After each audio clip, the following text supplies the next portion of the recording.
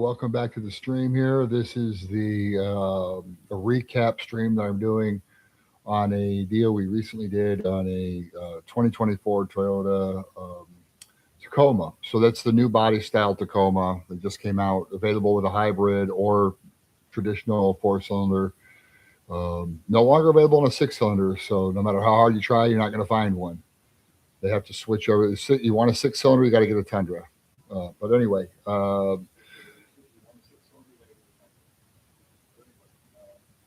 okay. So anyway, I've got everything kind of pulled up here. So let's start with the vehicle that they're looking at here. Let's look at this. Okay, so the vehicle we bought looked like this, and we're going to get into more detail on that. It was a 2024 Tacoma Limited with about 4,200 miles on it. Don't pay any attention to this price because this is not what we paid for one right here. So we're going to come back to that though.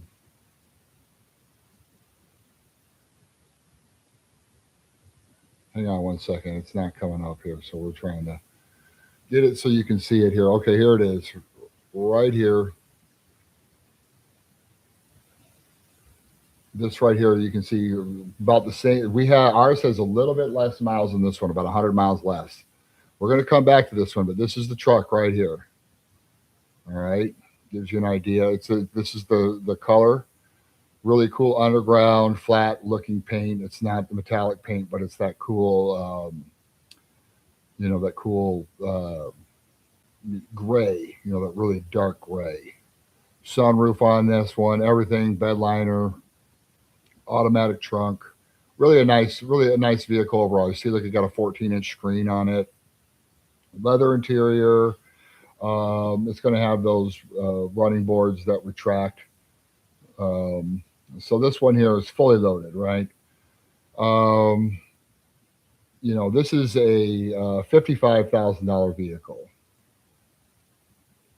according to the MSRP. So you look at the window sticker. Dealerships are typically charging more than MSRP on cars. At least they're trying to, even in today's market.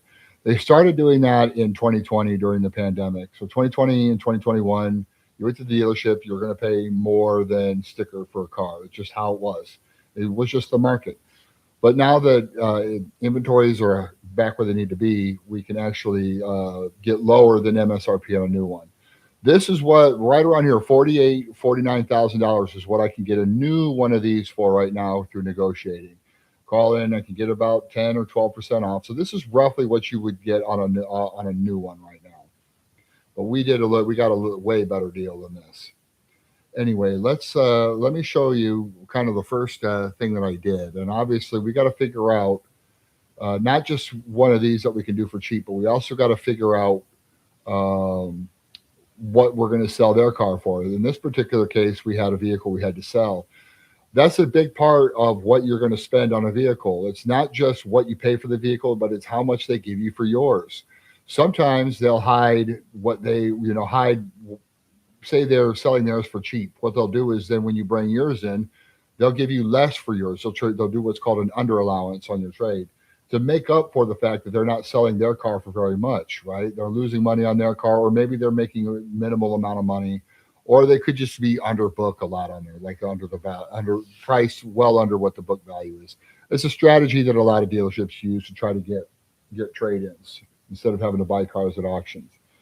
That being said, we needed to work this out with them. So let's take a look at, let me get these numbers popped up here for this vehicle. So we were able to get them to sell their vehicle. We were able to get the premier pricing to sell their vehicle for $40,500, and I'm going to show you that right here. So I'm going to show you that on our page here.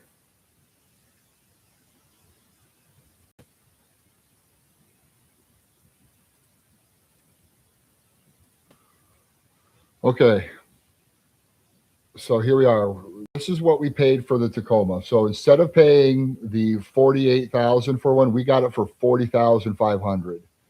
So we're talking about $8,000 less than what these are going for brand new for me to get, and anywhere between $5 and $8,000 less than we get one with roughly with even like 10 or anywhere between 5 and 15,000 miles. You're paying anywhere between 45 and 48.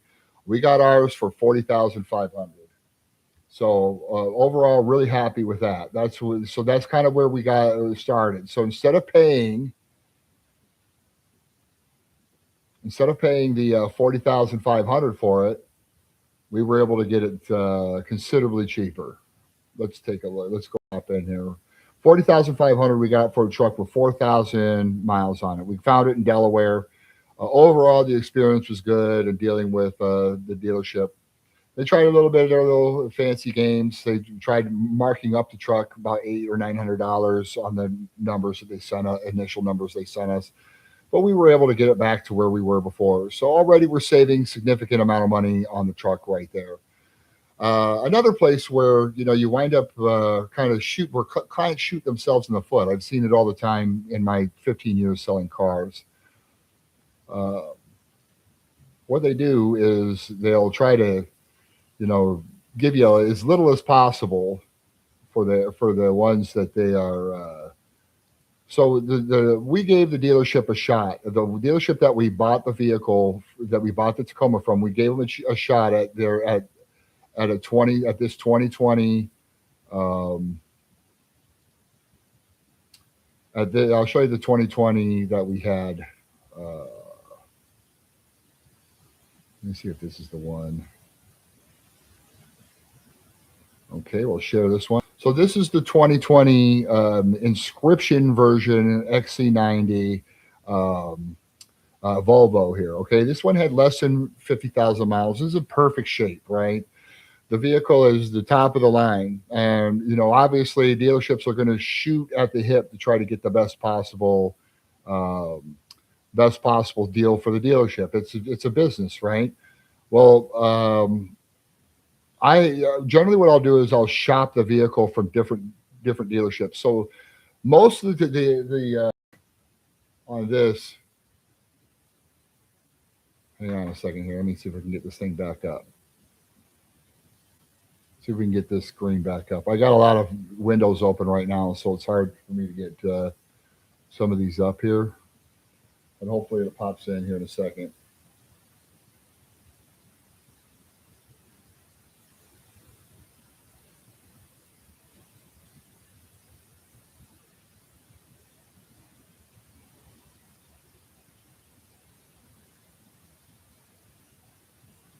Okay, here we got it.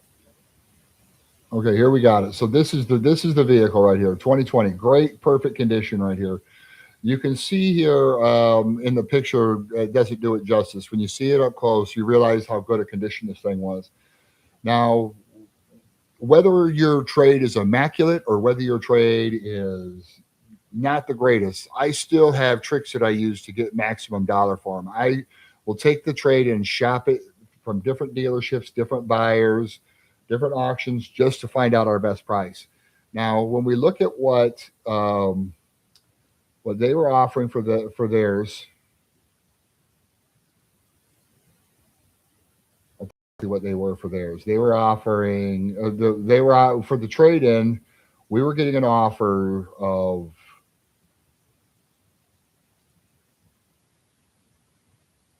we were getting offers for um, I was getting offers for like right around 26.8 was my max offer. And I would send that out to people. I would say, hey, we got this really nice Volvo. It's not there's not one that you can necessarily. Hang on one second. It's not one that you can necessarily shop because it is a rare one. So you can see the dealership that we bought the truck from.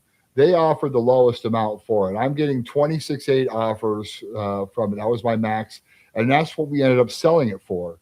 So I'm getting most offers I'm getting for this are 22.5, 23.5. I got another offer for 24.5. Nobody could touch this offer for 26.8. So That's how we're able to maximize it. We're just shopping this thing around until we get what we want. But if we just trade our car into the dealership that we buy our car from, they're going to lowball you on it. You can see that where it is right here. I mean, even 24.5 or 25.5 would be better, but we were able to get 26.8 for their trade in. So not only did we not pay the full, 48,000 or 47,000 for the truck. We paid 40,000 for the truck, and we didn't allow them to take our car from us for 22.5. So ultimately, we saved quite a bit of money here. And let's just do some numbers to plug in to see where we're at. So if we go into our payment calculator here,